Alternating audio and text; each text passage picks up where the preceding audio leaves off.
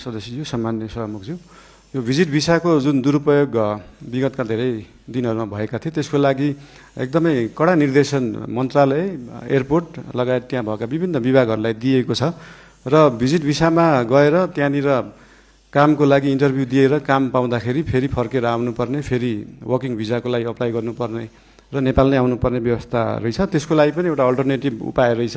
Visit भिसामा गएर उहाँहरूले त्यहाँनिर काम गर्न खोज्नु भएको छ भने त्यसलाई वर्किङ भिजामा उतै बसेर पनि कन्भर्ट गर्न सकिन्छ। यसको लागि श्रम मन्त्रालयले विभिन्न क्षेत्रहरूलाई समेटेर यसको व्यवस्थापनको लागि काम गरिरहेको छ। यस विषयमा थप केही जानकारी चाहिएमा श्रम मन्त्रीज्यूसँग पनि लिन सकिन्छ, श्रम मन्त्रालयसँग पनि लिन सकिन्छ नै।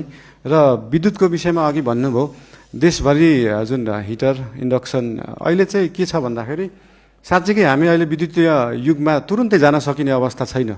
साँच्चीकै देशका हरेक किचनमा अहिले नै बिजुलीबाट पकाउने, इन्डक्सन कुकरबाट पकाउने हो भने देशमा भएका सबै ट्रान्सफर्मर र सबस्टेसन पड्किन्छन्। त्यसको क्षमता नै छैन अहिले।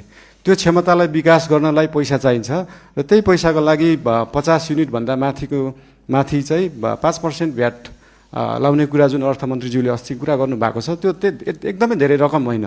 100 रुपियाँमा 5 रुपियाँ हो। त्यो पैसा चाहिँ केमा खर्च हुन्छ भन्दाखेरि देशभरि ट्रान्सफर्मरलाई अपग्रेड गर्नुपर्छ, देशभरि ट्रान्समिसन लाइनको तारको मोटाइलाई अपग्रेड गर्नुपर्छ, सबस्टेसनहरू अपग्रेड गर्नुपर्छ, अनि बल्ल हामी साँच्चीकै विद्युतीय युगमा जान सक्छौँ। त्यसको लागि नेपाल सरकार अग्रसर छ। धन्यवाद।